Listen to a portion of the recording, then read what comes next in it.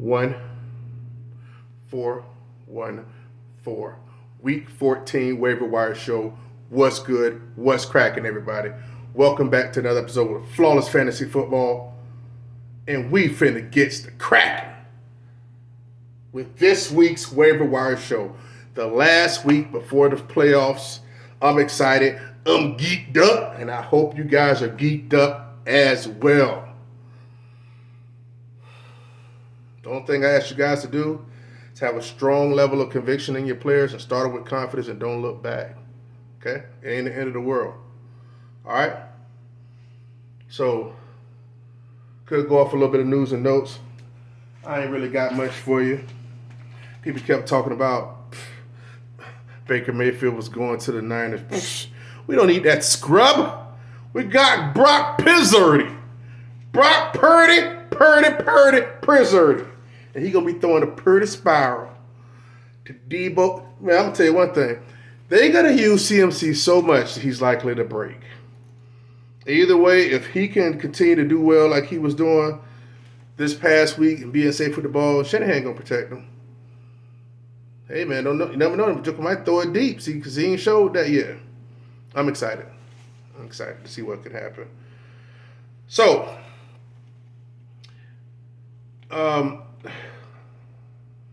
I ain't got much for you on the front of news and notes. You know, you got Kenneth Walker. They brought in Wayne Gallman to the practice squad. So it might be an injury. It might be a little bit more serious than expected, man. People just laying down like flies, you know. So I think he'll miss him. He missed more than 1 week, I'm just looking like. Odell Beckham. That's smart on Dallas Cowboys, okay? Now, Odell Beckham, they're trying to say that Odell Beckham, the Cowboys feel like he may not be ready to be signed, you know what I'm saying, and brought onto the squad, you know what I'm saying? And that's smart because he's glass, fine chine porcelain. And, yeah, they shouldn't do it. If it ain't broke, don't fix. You got Gallup over there. You got a well-oiled machine. You got 2 running backs that you're running. Man, don't bring in that cancer. I just wouldn't do it. They don't need him. And the Rams claim Baker Mayfield off waivers. That'll give you guys a little bit of glimmer of hope. My bad. Glimmer of hope about waivers. The Rams organization, some billionaires, some whole bunch of people that are well-to-do and knowledgeable, they've seen what happened with Baker. They've seen what Baker is. And you know what they did? They picked him up off waivers. Would you guys ever pick up Baker Mayfield off waivers? No, you wouldn't. You guys are better than billionaire freaking owners. Think about that. Their reckless asses don't know how to work the waiver wire. Should have left his ass out there. Let's get to the freaking ads of the week, possibly. I don't know. Maybe. But let's just go ahead and jump to the quarterbacks. I'll put a list up here real quick. And we'll talk about them. PowerPoint real quick. And we'll see what's popping. Hold tight now. All right, we're back in business. Here we go, guys. A name that stays on the list is Mr. Goff. It seems like he's the perfect streaming candidate. He's not sexy enough to keep on rosters, but he's sexy enough to pick up and play with confidence.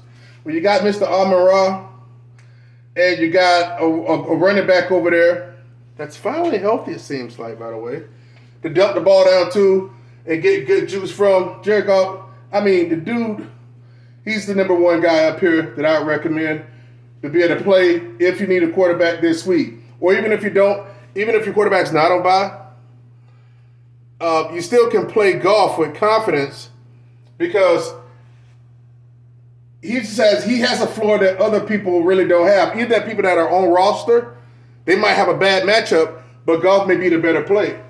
So he definitely has a high floor, in my opinion, and he's not going to hurt you. You know, he scored 28 points against Jacksonville, but I didn't say that much. But he played against Minnesota, Jets, and Carolina, then Chicago. So that's something to keep in mind. If you need him, there you go. Mr. Goff. Number 2 is Mike White, man. He had 30 points that 1 week, and then he followed up with 24. Next, he plays against Buffalo this week, Detroit, Jacksonville, and then Seattle. So it's a possibility that if he does well against Buffalo, because he's going to need to throw, going to need to score, He scored mid-20s a point to go higher. He's got an easy cakewalk the rest of the way for the next 3 games after Buffalo.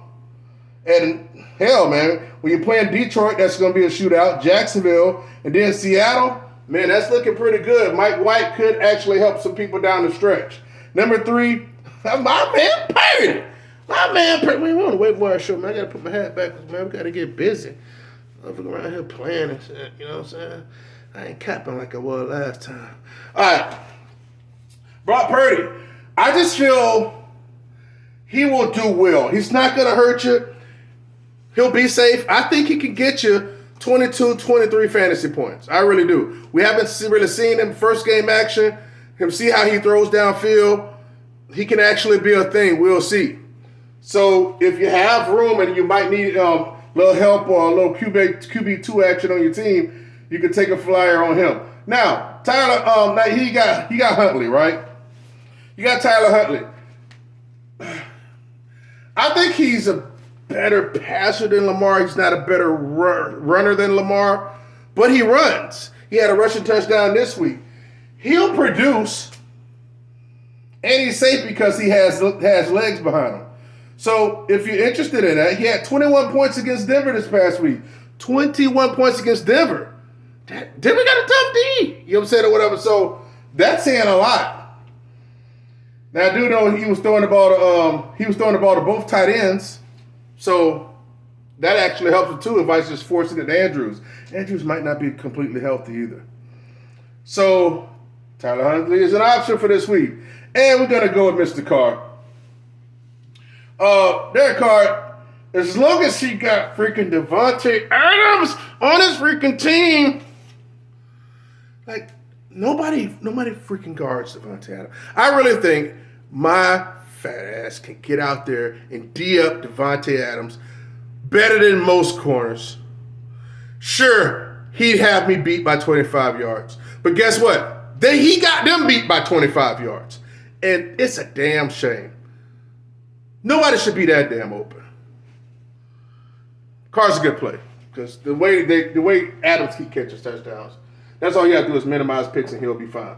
Those are quarterbacks you guys can look at. But if you got your studs and you're here, man, play your freaking studs, man. Play the guys that got you here. Unless you really, really, you know what I'm saying, really need golf. The other these guys are speculative plays if you're desperate. All right? Should I go to running backs or wide receivers next? I don't know. We'll see. Yep, see, still up there. See, tricked you. All right, I decided to go with the freaking wide receivers. But here's the deal, guys. I only put 3 up there. All right? I only put 3 up there. And I'm going to discuss them. And I'm going to discuss why real quick. Isaiah McKenzie. Now, Isaiah McKenzie, I believe he scored a couple weeks ago. But the thing I like about Isaiah McKenzie is that he's explosive. He can score. He could be the wide receiver 2 on the team on any given week, you know? So, and playing against the Jets this week, the Jets do have real good corners, very good corners. The same corners that, guess what? Even though Jefferson scored a touchdown last week, he didn't even have 50 yards receiving, you know? I've been bleeding that so much, I bet the under on my underdog, but I still lost it because I'd be greedy and put too many bets on there. But so they held Jefferson down. So the middle will be open, and that's all Isaiah McKenzie, in my opinion. They're not really throwing it to the tight end like that over there in Buffalo. So he can be a good play this week if you lead it. Terrence Marshall Jr., they're coming off the bye. Carolina's only 2 wide receivers over there they throw it to. And he's the wide receiver 2 on the team. I think it's pretty explosive. Pretty explosive. Darnold's the quarterback now. Baker's out of there, so the quality of targets go up. Not that much, but they go up some at least. So Terrence Marshall Jr. And number 3 is my personal favorite. You guys know I picked him up on a couple leagues, and he didn't give me jack. No, I didn't play him. I picked him up. Did I play him in one league? Can't remember. Jahan Dawson. He started out this year strong. I think he had 3 TDs in the first 2 games. This guy right here, they really truly want to be number 2 beside McLaurin. He had a whopping 9 targets this past week and went 5 for 56 and a touchdown. So he had a nice freaking day. You know what? He's not. I'm sure he's not. He may or may not be, but somebody I think you need to put on your team is. I'm gonna put it out here because he's not all that way rostered. Michael Gallup. Now, most times he's going to be rostered, guys, but there are leagues out there when he's not rostered. So you can, I think, because they're having second thoughts about signing Odell, Michael Gallup could have tremendous value moving forward. Yes, he only had 4 catches for 23 yards this past week, but he had 2 touchdowns. That says something, and he could be used for a nice little flex. In competitive games, though, because Dallas has some games coming up that are not going to be competitive. They're playing against Houston, and they got a couple BS games in there in which they probably won't need to throw the ball only like the first freaking quarter and a half, and then they'll be toting the ball the whole freaking game. All right, so there are my wide receivers: Isaiah McKenzie, Terrence Marshall Jr., Jahan Dotson, and Michael Gallup. Now these are obviously guys. I'm gonna put players up here that are like rostered way less than 50% of leagues. I'm not in the business sitting up here and trying to tell you like, hey, make sure you go and pick up such and such and such when he's like 75% rostered. I'm not in the business of doing that. That's stupid. You know what I'm saying? So he's not going to be on your waiver wire most likely. So having said that, those are wide receivers. Let's move forward. All right, question. You think I got running backs behind me or not? Yes or no? I don't. I got tight ends behind me. Now, I only put 3 tight ends up. Make you wait on the running backs, man. Just, you got to wait for the good things. You got to learn to wait. Good things come to those who wait. But this is how I feel about the tight end landscape. Greg Dulcich, if he's out there, some people may have dropped him. I see it in one of my leagues, work league, he's out there. I'm going to try to get him. Because, man, I'm going to tell you something. I'm the worst. Well, I ain't the worst. I'm not the worst. Man, I think that the tight end landscape is crap. Hell, Kelsey even could crap the bed, saying this past week. But, he deserved to crap the bed. Like, they all crap the bed, every once in a while, no matter how elite they are. But tight end landscape is tough. The bad thing about tight end landscape, like, as soon as somebody do well, you try to go and chase the points. It never freaking works, hardly. But these are 3 tight ends that I'm confident with people picking up this week. Greg Dulcich. Sutton, I believe he has an injury, so Dulcich just getting the targets. Crappy offensive scheme over there in Denver, but they're gonna need to keep pace this week. They play against Kansas City, correct? Yeah, play against Kansas City, so they're gonna need to throw. I believe they can. Dulcich can exploit Kansas City's middle is be him and probably Judy. They'll probably get the most work over there. Greg Dulcich is a nice play this week and moving forward. I hope I get my hands on him. Oh, I'm gonna let you guys know if I get my hands on him. I want him in my work league. Evan Ingram. Here's the things with Evan Ingram. He's a tight end 1 over there in Jacksonville. If you got the tight end landscape so crappy, instead of chasing Evan Ingram because he did score this past week, like 30 yards and a touchdown or something, you're going to have to take the good and the bad with him. If you want to catch the good games, you got to play him every week, because the games you don't play him, that's when he's going to do well. Now, here's some more. So, Evan Ingram's a good play for this coming week. Here's the thing. Here's what I like. I'm going to be honest with you.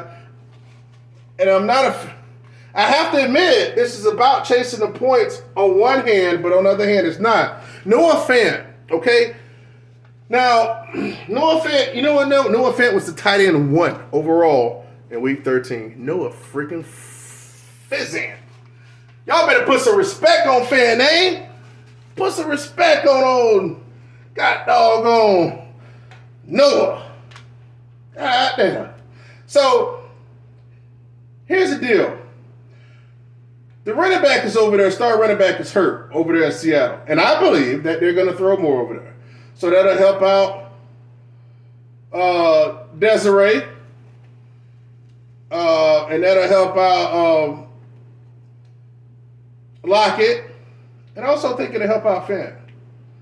If I didn't say it already, what's Desiree's what's Desiree's middle name? Let me know in the comments. All right. So, first person, get accolades. What Desiree's middle name is. I believe it'll be very beneficial for Fant because they'll throw more over there. And I'm telling you one thing. I'm very excited and happy for Geno Smith, man. Man, he was just getting a bad rap for the longest, and man, he's balling. Accurate, confident. That'll let people know sometimes it's just the circumstance and the situations that people have. Jets was a crappy organization where Geno was at before. It was a failing organization. They finally trying to get their feet up under him now. And he's in a situation where he went to Seattle and sat behind Russ. And he's getting the work done, guys. You know? So sometimes we got to be, it's tough. It's easy to sit back and we all collectively criticize these players, but sometimes it's about fortune where you go. And he over there with DK Metcalf and Lockett, the two guys that I said that was going to outperform the duo over there in Denver. That's right. I got to keep patting myself on the back for that. That's right, flawless. I got to put some good money on that. So those are the three tight ends: Greg Dulcich, Evan Ingram, Noah Fant. If I actually am going to prioritize them, I would probably put Noah Fant above Evan Ingram because they got a lot more weapons. It's like he's the third over there. He's the third in Seattle, third option. But Ingram, even though he get props around the goal line, they got other options over there they throw it to. So, but either way, however you want to prioritize it, Dulcich, Ingram, Noah Fant. All right, on to the next. Now, time for the running backs. Lies, I tell you. Lies, I tell you. No running backs. No running backs yet. No running backs this week. No running backs. Let's go talk about the defense real quick, guys. I only got two defenses up here, and we're going to talk about it. We're going to talk about Kansas City first. Right about now, guys, if you're in a position where you know you're going to make the playoffs, maybe you're trying to jockey to get third, you can't get the bye. What I would implore for you to do was put more focus. Like, let's say if you lose, but you're still going to be in the playoffs. Okay, let's say if you're number 3 seed, number 4 seed, but 4's kind of pushing it. But if you know you're going to lose, if you lose regardless, you'll still win. Your boy have a situation like that. You know what I'm saying? But I still plan on winning. But I'm just saying, even if I lose, I'll be in the playoffs. I would focus on the playoff weeks, okay? Because it ain't going to make no never mind if you win or lose this week. Then granted, you want to win, I guess, for feel-good purposes and to get high week or some crap like that. But you want to focus on what's coming up, and you want to get ahead of everybody looking at the thing. With Kansas City, man, Kansas City plays Denver this week. Then they play the Texans week 15, and then they play Denver again week 17. They do have a tough matchup in week, as far as fantasy defense is concerned, 16. But they play Denver week 14, and Denver ain't gonna probably put up no points like that. But that's, you know, and they play Texans, and everybody know Texans get that good. They get that woo, 30 points they gave up for Cleveland's defense. 30 damn points. So KC is a good defense to pick up for this week and moving forward for positive matchups. And the Titans play the Jags. Then they play the Chargers. Then they play Houston week 16. So Tennessee plays Houston week 16. And KC play the Houston week 15. So you got to capitalize on it. So they play Houston. KC plays Houston, what did I say? Week 15. And Titans play Houston week 16. You know, as we know, guys, defenses can make the difference, man. Because Houston, man, they love to give it up, man. Damn, now you look it up, they're going to easily giving up like 15 to 20 points. Easy. All right, man, let me stop playing with y'all. All right, guys, real talk. Simple. Keep it The KISS analogy. KISS. Keep it simple, stupid. Right? Let's do it. James Cook. Everybody's up on James Cook. Okay? But here's the deal. The dude is explosive. Hopefully in glasses, brother Dalvin. The dude has what it takes. He is the future of Buffalo. He'll take over Singletary soon, but it will not be this year unless Singletary goes down. Some people are like, oh, you can flex Cook. Shit, I wouldn't flex that son bitch. I'm not going to flex him and end up with damn 3 points or something. No, absolutely not. I know he had a good game, but guess what? You know who goal line it is? It's Josh Allen and Singletary's goal line. It's not James Cook. Period. So you're just going to be getting some intermediate work between them, but he's a good person to have if you want to hold him in case something happens. Cam Akers, man, because the rest of the crew's not there in the Rams, Cam Akers getting the juice. He's toting the rock. He had a great fantasy day. Good for him. He's auditioning to make sure he's the man for next year. So I hope he stays healthy because if he's part of that offense, he can shake a little something next year if he proves he's healthy. Number 3, Jared McKinnon. Basically, him and Pacheco is basically splitting the workload back there. But McKinnon get more passes thrown to him, even though he only had like 2 targets this past week. But he also rushed the ball, and he had a receiving touchdown as well. So McKinnon, he went 8 for 51 on the ground. So, that was over 6 yards a pop, So, and again, Kansas City has a nice schedule coming up. They got Denver, which they shouldn't be behind. They got Houston, Seattle, and then Denver again. So he's number 3. And number 4, I'm just going to put handcuffs here.